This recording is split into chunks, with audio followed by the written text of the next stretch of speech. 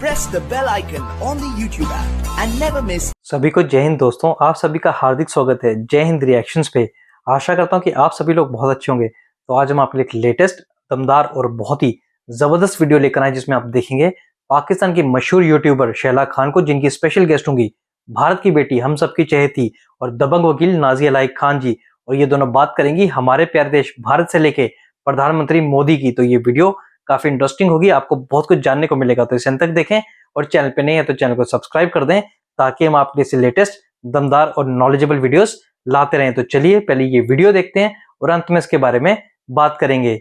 जय हिंद, जय भारत। आज हम एक और बहुत ही लेटेस्ट खबर के साथ जी हाजिर हो चुके हैं और जी बांग्लादेश के अंदर फिर से सरकार का जी तख्ता पलटने वाला है। और इस दफा जो है प्रोटेस्ट जो रोड पे हो रहे हैं, बांग्लादेश के लोग जो बाहर निकले हैं, बांग्लादेश की माइनॉरिटीज, बांग्लादेश की मेजोरिटीज, बांग्लादेश की पॉलिटिकल पार्टीज, ये जी हल्ला बोला जा रहा है इंटरिम सरकार मोहम्मद यूनुस के खिलाफ। अब नहीं चाहिए वहां पर ऐसी सरकार। और दूसरी जानिब शेख हसीना भारत के अंदर रह के बांग्लादेश की वजीर आजम बन के बांग्लादेश के अंदर और बांग्लादेश की पॉलिटिक्स के अंदर एक पॉजिटिव रोल प्ले करती हुई दिखाई दे रही है। और जहां तक बात रही ट्रंप की, जब से ट्रंप आया है तो ऐसा लग रहा है कि बांग्लादेश के जो हिंदू हैं, बांग्लादेश की जो आवाम है, जो इंडिया के सपोर्ट में है, जो शेख हसीना के सपोर्ट में है, उनको बहुत ज्यादा पावर मिली है। क्योंकि ट्रंप ने बोल दिया था कि अगर मैं आऊंगा तो मैं हिंदुओं की बात करूंगा, न सिर्फ अमेरिकन हिंदुओं की बल्कि ऑल ओवर द वर्ल्ड। तो अब जो बांग्लादेश के अंदर जो प्रोटेस्ट हो रहे हैं उसका क्या नतीजा निकलेगा,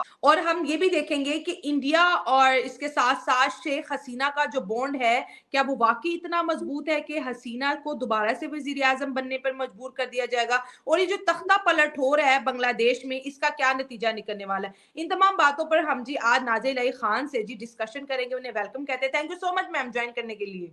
वंदे मातरम, भारत माता की जय, जय भोलेनाथ, हर हर महादेव, जय जय Shri Ram. Thank you so much Shaila एक बार फिर से मुझे बुलाने के लिए। और सिर्फ बांग्लादेश नहीं, बांग्लादेश को तो मैं डिफाइन करूंगी, सिर्फ बांग्लादेश नहीं, हाँ। आने वाला नया साल जियो पॉलिटिक्स में चार चांद भी लगाने वाला है और बहुत सारे जिहादी आतंकी को परेशान भी करने वाला है। अच्छा, मुझे तो ऐसा लग रहा है और बहुत दूर से सूत्रों से पता चल रहा है कि ब्रिटेन में भी दोबारा ऋषि सुनक आने वाले हैं और तख्ता पलट ब्रिटेन में भी होने वाला है। इसका भी मैं आपको डिफाइन करूंगी। और पहले आपका सवाल क्योंकि बांग्लादेश का था तो पहले बांग्लादेश का मैं आपको पूरा डिटेल बता देती हूँ। अवामी लीग की तरफ से जो हमारी शेख हसीना की पार्टी है, अवामी लीग की तरफ से अब सड़कों पर हो रहा प्रदर्शन, अब होगा फिर से तख्ता पलट। फर्जी वजीर आजम मोहम्मद यूनुस, कौन? मोहम्मद यूनुस जाएंगे जेल और पीसेंगे चक्की पीसिंग करेंगे। और फतवा भी उन्होंने सिलवा लिया है और कच्छा भी उन्होंने सिलवा लिया है ताकि वो आराम रहेगा उनको बांग्लादेश के जेल में चक्की पीसिंग करने के लिए। असली वजीर आजम अब बैठेंगी संभालने के लिए सत्ता और कुर्सी। ट्रंप की जीत और हसीना की घर वापसी संभाला किसने? कट्टर हिंदू आदरणीय प्रधानमंत्री मोदी ने। सुलझाया किसने? कट्टर हिंदू आदरणीय प्रधानमंत्री मोदी ने। और आश्वासन किसने दिया? कट्टर हिंदू आदरणीय प्रधानमंत्री मोदी ने। ट्रंप की जीत बहुत से लोगों का दिल दहलाई और ट्रंप की जीत ने जियो पॉलिटिक्स में बहुत सारे अच्छे और बहुत सारे संवैधानिक नेताओं के लिए एक बहुत बड़ा हेल्पफुल सीढ़ी भी बना। ट्रंप की जीत बांग्लादेश में होगा फिर से 2.0 तख्ता पलट। 5 अगस्त 2024 के बाद जब से शेख हसीना वहां से निकली थी और उसके बाद फिर आदरणीय प्रधानमंत्री के छत्र छाया में, एक कट्टर हिंदू के छत्र छाया में, एक मुसलमान बहन अपनी पूरी इज्जत आबरू के साथ, अपने पूरे मान सम्मान के साथ, अपनी पूरी लैविश और लग्जेरियस लाइफ को मतलब निभाते हुए एक कट्टर हिंदू के अंडर लीडरशिप बहुत ही खूबसूरती से, बहुत ही इज्जत से, बहुत ही मान मर्यादा से वो रही। और राखी बांधना शेख हसीना का आदरणीय प्रधानमंत्री मोदी जी को, उन्होंने राखी का फर्ज निभाया और अपनी बहन को सुरक्षित रखा अपने नेतृत्व में और अपने सनातन धर्म की पूरी आइडियोलॉजी को हमारे आदरणीय प्रधानमंत्री ने दिखाया भी। लेकिन अब ढाका के हालचाल कुछ अलग दिख रहे हैं। अब ढाका में कुछ अलग हवाएं चल रही हैं। अब ढाका में कुछ अलग गूंज हो रही है। ढाका के लोगों का कहना है अमर हसीना अमा के फिरोजचाई, इसका मतलब होता है कि हमारी हसीना हमें वापस चाहिए। कुर्सी बिल्कुल तैयार है शेख हसीना के लिए और लोग तैयार है शेख हसीना को के गले में माला पहनाने के लिए। शैला, अब मैं बहुत सीरियस बात करने वाली हूँ। इतनी देर में बहुत खुश थी क्योंकि शेख हसीना वापस जा रही है, इसलिए। ऐसा नहीं है कि शेख हसीना जब वहां पर थी तो हिंदुओं का जेनोसाइड नहीं हुआ था। ऐसा नहीं है कि हिंदू बहु बेटियों को लूटा नहीं गया था। ऐसा नहीं है कि 1971 से लेकर के 2024 के 4 अगस्त 2024 तक में हिंदुओं के ऊपर अत्याचार नहीं हुआ था। हुआ था।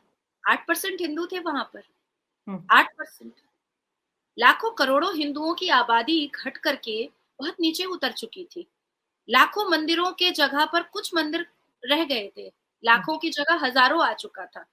नाम पर पुरुषों को अत्याचारित करना इस्लाम के नाम पर, मंदिरों को तोड़ना इस्लाम के नाम पर, रोड पर नमाज पढ़ करके हिंदुओं की मंदिर के सामने हिंदुओं को अत्याचारित करना इस्लाम के नाम पर, ये उस वक्त भी चल रहा था। लेकिन कहीं ना कहीं शेख हसीना अपने बांग्लादेश को बदनाम तो नहीं होने देती थी। वो कभी भी अपने बांग्लादेश को चर्चाए आम पर बदनामी के नाम से नहीं आने देती थी। अगर वो देखती थी कि हिंदुओं की बेटियों की इज्जत तार तार की जा रही है तो संवैधानिक तरीके से वो उसको सजा भी दिलवाती थी, जिसने किया है। लेकिन जिस हिसाब से मोहम्मद यूनुस एक कायदे आजम लियाकत अली जिन्ना का रूह बन करके, लियाकत अली जिन्ना का एक डॉपलगैंगर, एक बहरूपिया बन करके बांग्लादेश की सरजमीन पर कदम क्या रखा, ओथ क्या लिया कि हिफाजतुल इस्लाम, हिजबुत तहरीक, जमाते इस्लामी, सबको उसने रोटी बोटी और फ्री छूट ऐसी दी कि हमारे बांग्लादेश में हमारी हिंदू बेटियों को किस तरीके से बेइज्जत किया जा रहा है, जिसके दृश्य आप नीचे चला रहे हैं। अपने अधिकार के लिए आवाज उठाने वाली हिंदू बेटियों को के बाल नोच नोच करके, उनके शरीर को नोच करके उनको मारा जा रहा है। लोग हमेशा आपत्ति जताते हैं कि नाजिया इलाही खान हिजाबन को जिहादन क्यों बोलती है।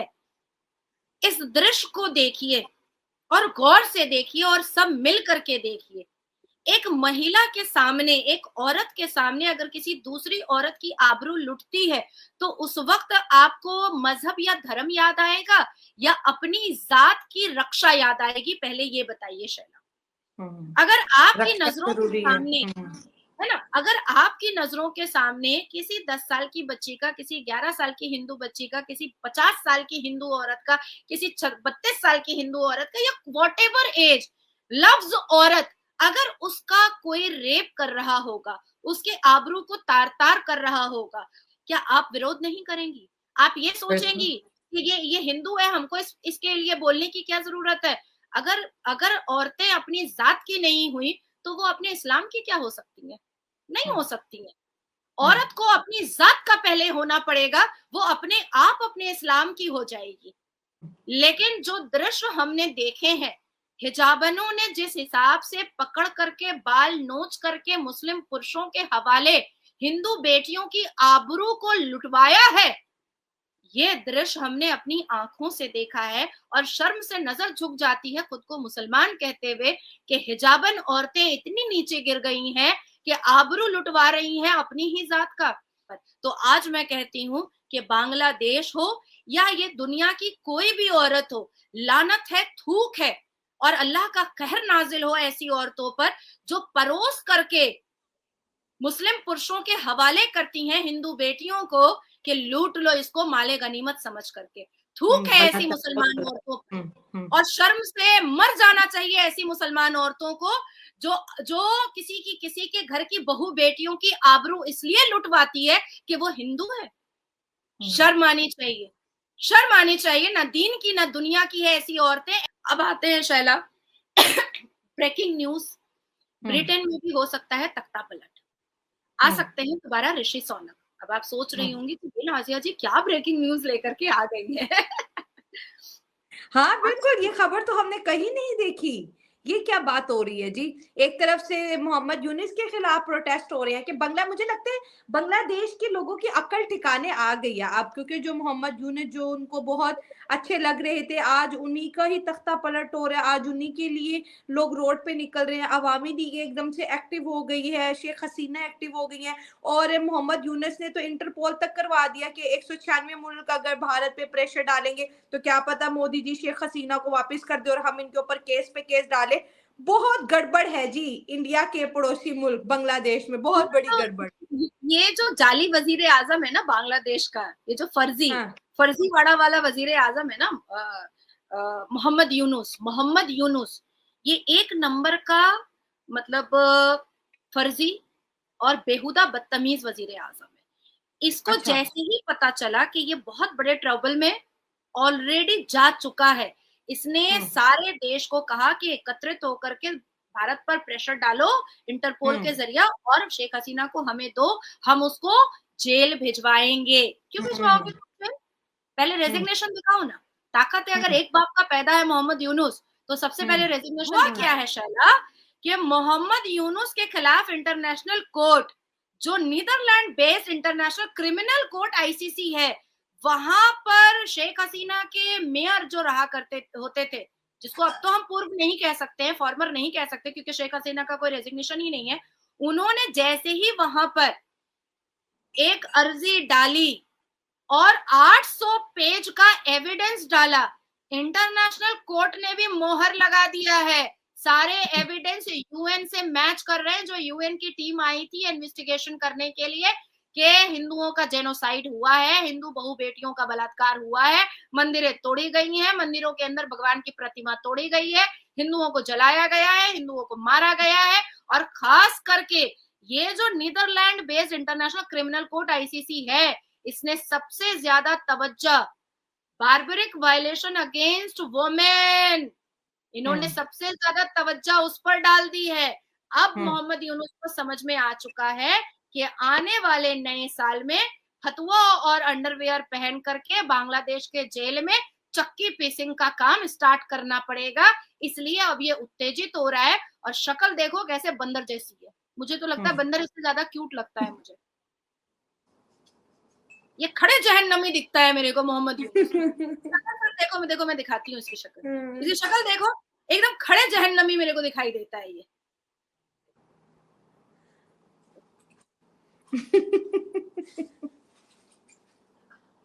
इसके सामने अगर बंदर बैठ जाए ना, तो हम लोग बंदर को थोड़ा बोलेंगे क्यूट है, ओह कितना अच्छा है, लेकिन ये तो मेरे को लगता है वो स्ट्रीट डॉग नहीं होता है जो नाले में पड़ा रहता है ऐसे करके और एकदम ऐसे करके झाड़ता है खुद को, वो लगता है मुझे। दोस्तों आशा करता हूँ कि वीडियो को आपने अंत तक देखा होगा और शैला खान और नाजिया लाई खान जी का पूरा डिस्कशन आपको काफी पसंद आएगा और इस वीडियो में आपको बहुत कुछ जानने को मिला होगा। जैसे कि आपने देखा नाजिया खान जी ने बात की हमारे प्यारे देश भारत के बारे में और प्रधानमंत्री मोदी की भी तारीफ की, और दूसरी ओर बांग्लादेश के जो हालात हैं उसको पूरी तरह से एक्सपोज करके रख दिया। तो वीडियो अगर आपको अच्छी लगी है इसे लाइक और शेयर जरूर कर दें और अपने विचार हमें कमेंट सेक्शन में लिखकर जरूर बताएं। और एक बार फिर चैनल पर नए हैं तो चैनल को सब्सक्राइब कर दें ताकि हम आपके लेटेस्ट इंटरेस्टिंग और दमदार वीडियोस लाते रहें। जय हिंद, जय भारत।